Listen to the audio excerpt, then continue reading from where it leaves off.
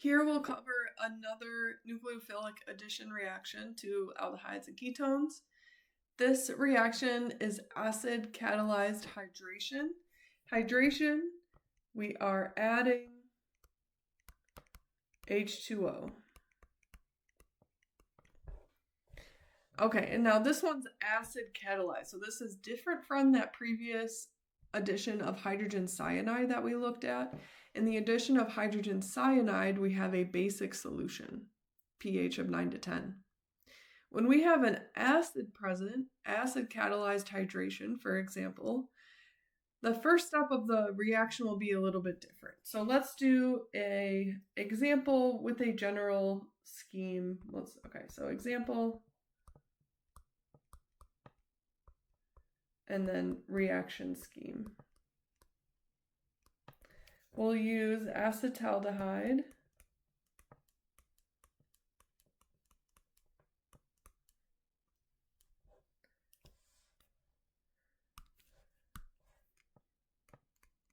we are adding water. I'm going to represent that as HOH.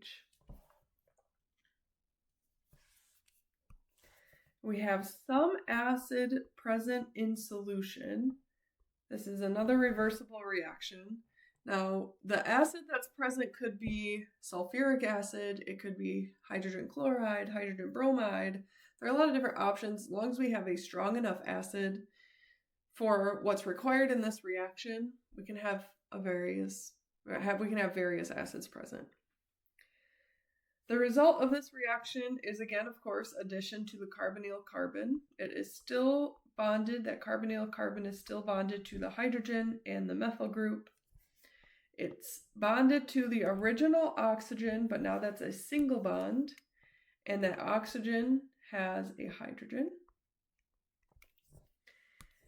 And then that carbonyl carbon is also bonded to another OH group. So we have two OH groups bonded to that carbonyl carbon. For one of them, the oxygen was the oxygen that originated in the aldehyde or ketone there. This is called acetaldehyde hydrate.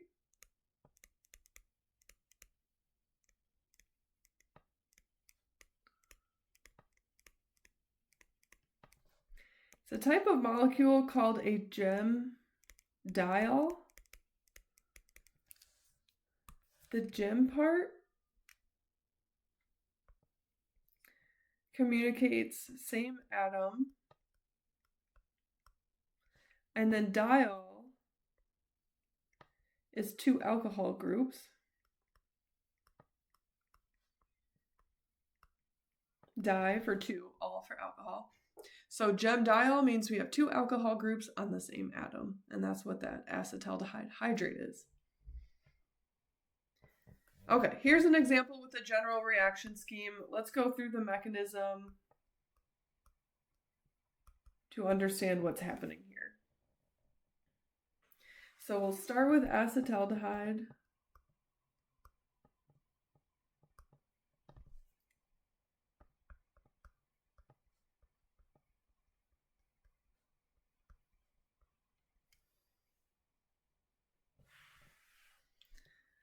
Now, if we have water in solution with an acid, the acid will protonate the water molecule. Let's actually write that first. So let me erase the acetaldehyde here. We have water, H2O, present in solution with any acid, then we will have H3O plus present in solution. And so H3O plus is what we'll use to show the acid when we go through the mechanism. Okay, now we'll do the mechanism starting with acetaldehyde.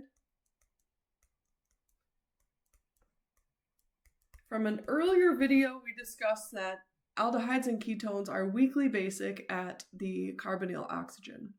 And so if we have a strong enough acid present in solution, that acid will protonate that carbonyl oxygen, and that's the first step of this mechanism. So when we have an acid catalyzed nucleophilic addition, the acid will protonate the oxygen. So oxygen forms a new bond to the acidic molecule.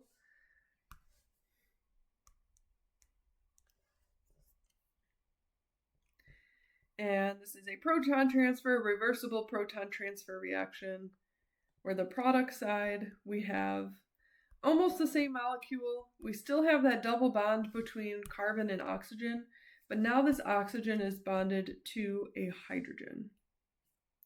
And then we have water.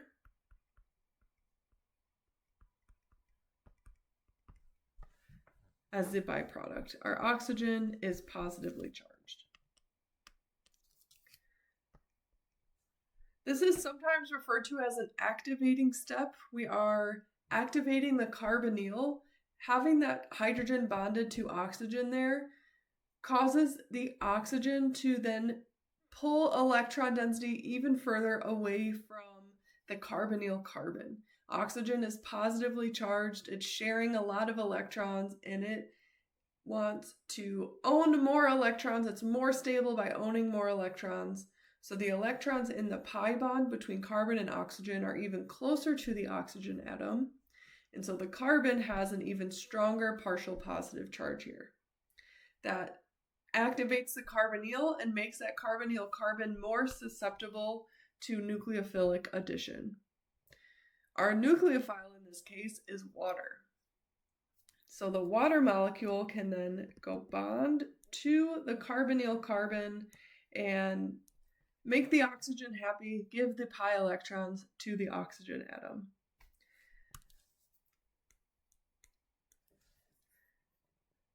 The product here, we have the carbonyl carbon still bonded to the methyl and the hydrogen. We have an OH group at the top now that oxygen is neutral. And then we have water bonded to the carbonyl carbon. This oxygen is now positively charged. And our last step here is to do a proton transfer between this positively charged oxygen and another water molecule. Now remember, in solution, we have our solution of water and an acid. So we have H2O present and H3O plus present. So when we protonate, like in this first step, we use H3O plus because that can give away a proton. When we are deprotonating, like in this last step, we use H2O because now H2O can gain a proton and form H3O plus, which is already present in solution. So this water will take a hydrogen, electrons go back to oxygen, and we form the gem diol product here. So carbonyl carbon still bonded to CH3, still bonded to hydrogen, bonded to the OH that we formed in the first two steps, and then OH down here, which we've just deprotonated that oxygen. So now it is neutral. And here's that gem diol, and then we reform H3O plus, which can then be used in future reactions in this flask.